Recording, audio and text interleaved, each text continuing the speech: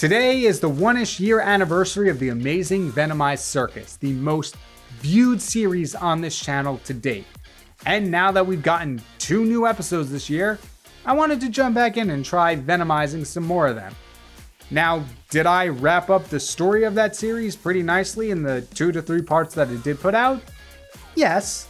Has that ever stopped Hollywood from doing anything that's profitable? No, so why should it stop me? Is this story going to be filled with plot holes and retcons that I never accounted for? I sure hope not, but let's find out together. Let's create some chaos!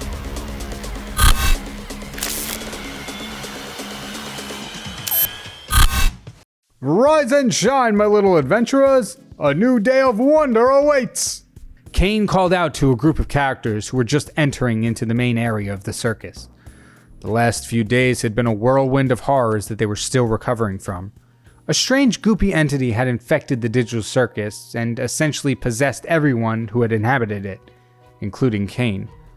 Pomni was the only one who managed to escape the entanglement of the entity's tentacles and return the circus to normal, by causing the previous members of the circus to make contact with the afflicted current members, spreading the abstraction and forcing the mysterious entity to yield. Caine then trapped the whole of the entity into a jar. And then, that was it. As the days went on, Caine carried on with regular circus activities, almost pretending like the circus wasn't ever taken over by a parasitic force. The human inhabitants of the circus, however, still had the events fresh in their minds as they were trying to come to terms with the horrors they faced, while simultaneously putting up with whatever new antics Caine cooked up. They all looked worse for wear, especially Pomni, who not only had to witness everyone in the circus turn into bloodthirsty monsters that wanted to hunt her for sport, but who was also still getting settled into her new home. The one place that she was told they would dwell between Caine's adventures was now a constant reminder of the nightmare she had to live through. I hope you're all ready for another adventure, 'cause you don't really have a choice. Caine's announcement was met with several different reactions from the cast. Jax and Zubul couldn't be bothered to indulge Caine. Ragatha and Gangle stood in a nervous silence, wondering what might be in store for them, and Kinger was checked out as usual.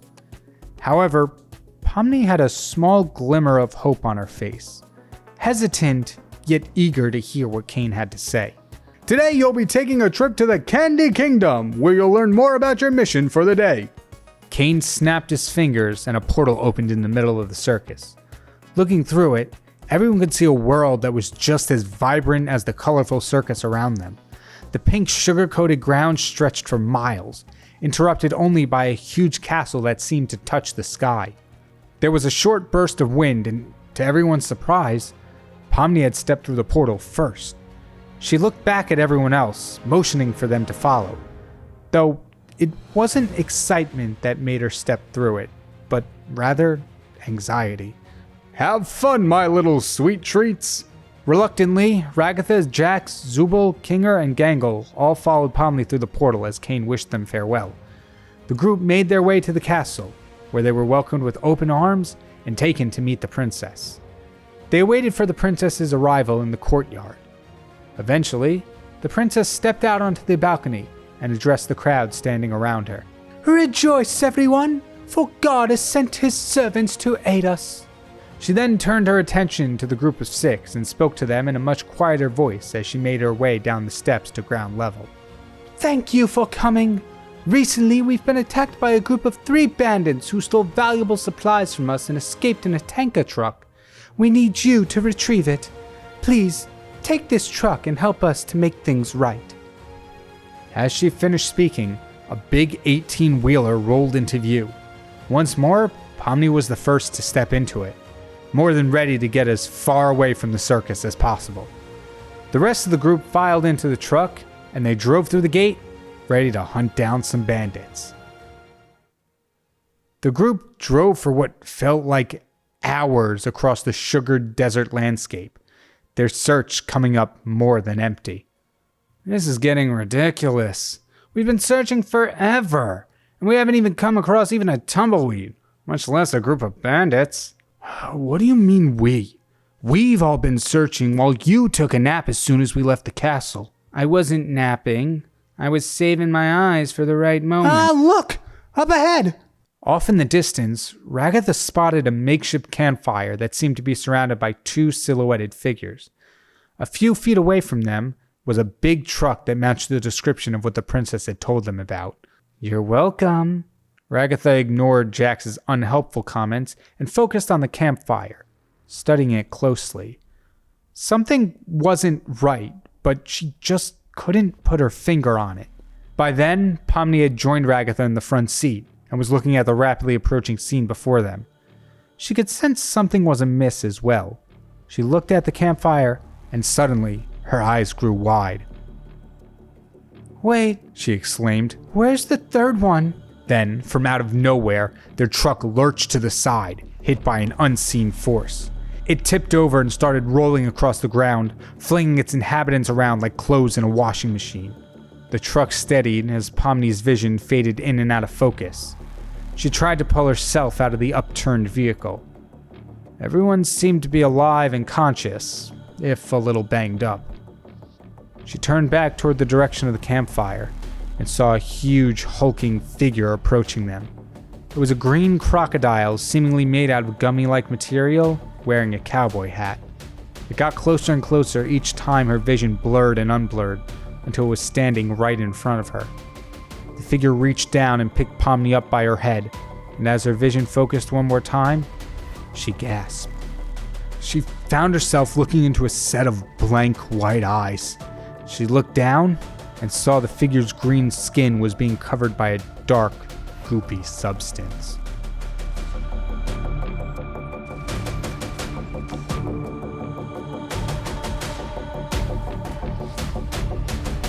The venomized crocodile sprinted off into the distance, holding Pomni in hand and leaving everyone else to sort out their damaged truck.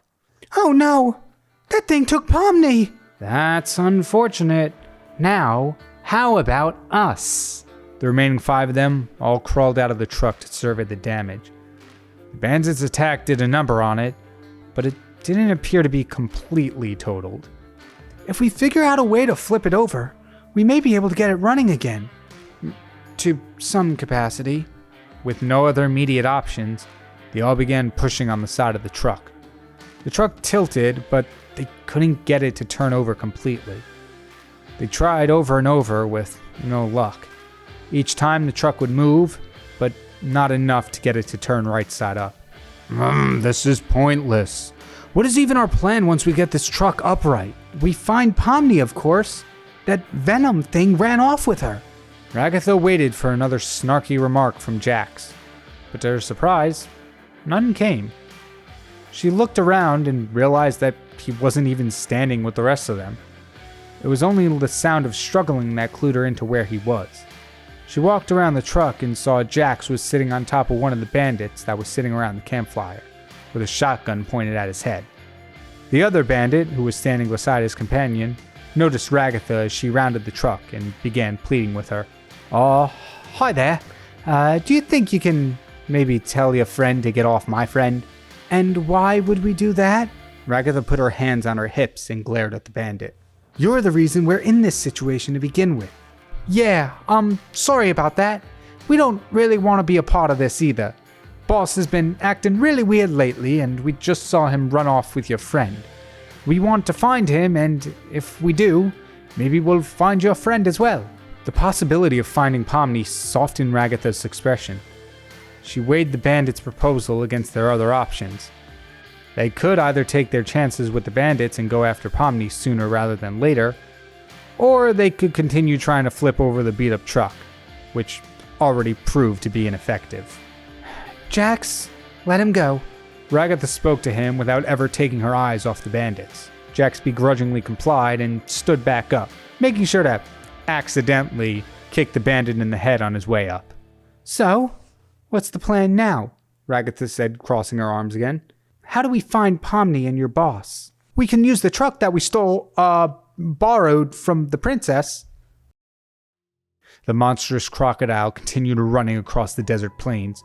Pomni had long since stopped fighting to break free and resigned herself to letting her captor take her to wherever it was going. Her mind raced with panicked thoughts.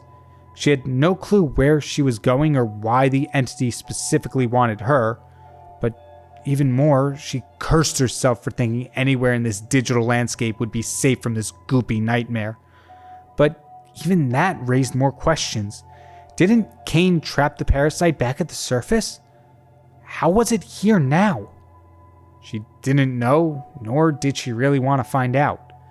Above all, she just wanted this new chapter of the nightmare to end. The Venomized bandit kept running, and Pomni saw that it was heading straight for a cliff, showing no sign of slowing down. Pomni began thrashing against the crocodile's grip again, trying to avoid the approaching death. But it was no use. The two came upon the cliff, and the Venomized crocodile fell rather than jumped over the ledge. His speed carried his body across the width of the cavern, and with his free hand, he grabbed onto the opposite wall of the cliff, slowing their descent as they slid towards the bottom. As they approached the bottom of the cavern, Pomni could see that it was filled with an ocean of chocolate syrup that spanned from one end of the cliff wall to the other. The crocodile slid down the wall and landed gently on a rock that was sticking out of the sea of chocolate. It dropped Pomni, and she could hear the sound of the goopy entity moving. She turned around and saw that the parasite was peeling itself off of the crocodile bandit and seeping into the chocolate river. The bandit fell to his knees and looked around the cavern. Huh? Where am I? Suddenly, a hardened, sharpened tendril poked itself out of the bandit's mouth.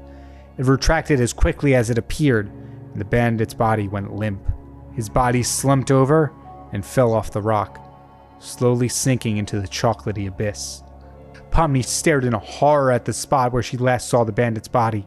The ground began to violently shake as chocolate waves began forming and crashing over the edge of the rock Pomni was on. A whirlpool formed in the middle of the cavern as an amorphous chocolate blob began rising out of the pool. The dark coloring of the chocolate pool soon seemed like nothing as the near pitch-black tendrils of the parasitic symbiote crawled their way up the blob and wrapped themselves around it. Grotesque features began formulating in the blob, including a mouth with rows of sharp teeth and two round, wide eyes. Hello again, Pomni.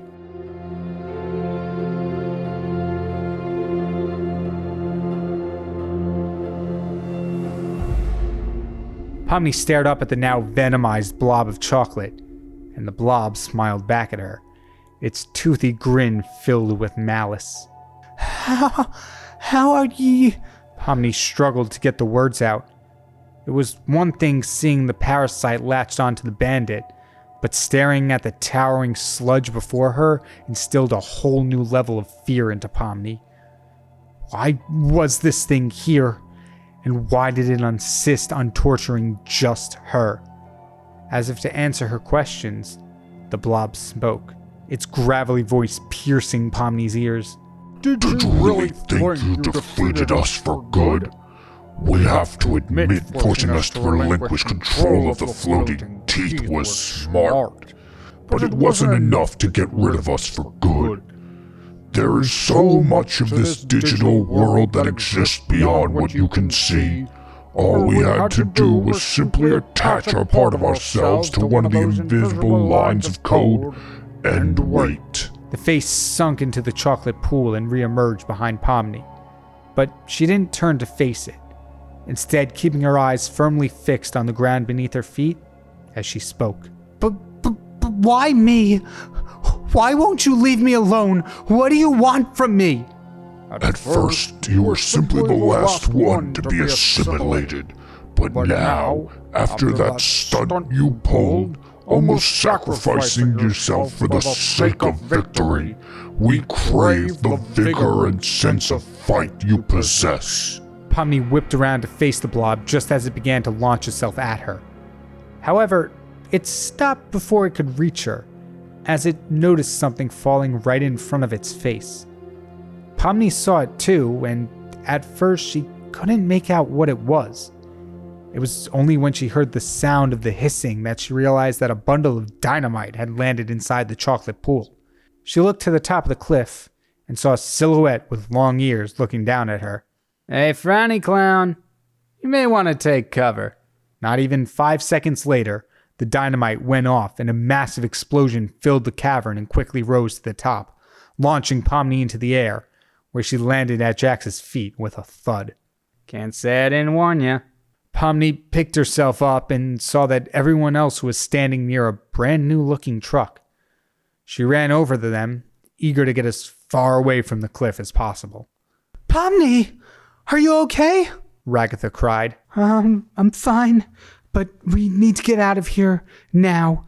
Caine didn't trap every part of that tendril monster, and now it's after me.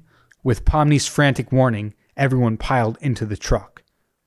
Though, despite being a victim of the tendril monster himself, Jax still took his time returning to the vehicle, and once he got there, he climbed into the back seat and put his feet up.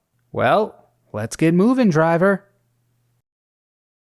The 6 circus members, plus the 2 bandits, made the long journey back to the castle, having technically completed their mission of retrieving the tanker of resources. Not that they really cared anymore.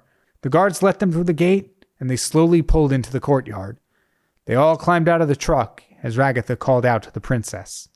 Your Highness, we got the resources you were looking for. If that's all, we'd like to go home now. The princess didn't appear on the balcony as she had when Ragatha and the group first arrived, but her voice rang out through the courtyard. My heroes, I knew I could count on you to bring her to me. Everyone in the group caught what the princess had said, their eyes growing wide as they realized what was happening. Before they could even notice, 2 spikes flew from the balcony above them and skewered the 2 bandits, their limp bodies held upright only by the newly implanted stakes running through them. Now come here, Pomni. The princess emerged from the doorway on the balcony, revealing that she too had been corrupted by the parasite. Webs of black goo flew out of her body and propelled herself over the ledge to come face to face with the circus gang. The venomized princess let out a horrifying screech as she got ready to move in for the attack. Right before she did, though, a portal leading back to the circus opened. Whether it was because they completed their quest or because Caine knew they were in trouble, they didn't know. Nor did they really care. They all frantically scrambled through the portal, even Jax, into the familiar sight of the circus. Caine, close the portal, quick! The portal closed just as the princess was attempting to jump through it, severing one of her tentacles as it dropped to the circus floor. Yikes, you all look like you've been through hell. Must have been some, whoops, can't have that sticking around. Caine's eyes landed on the severed tentacle that made its way through from the Candy Kingdom. He snapped his fingers to get rid of it. Except, nothing happened. He tried again and again, but the tendril still remained on the floor, visible for all of them to see. Huh. Now that's odd. Caine, what's going on? Not sure. It seems this entity may be out of my control.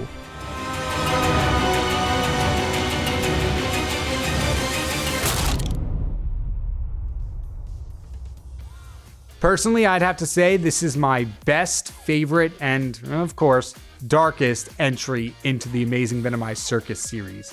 And it was a lot of fun to revisit the series and work with some of the new characters we've gotten in the past few months.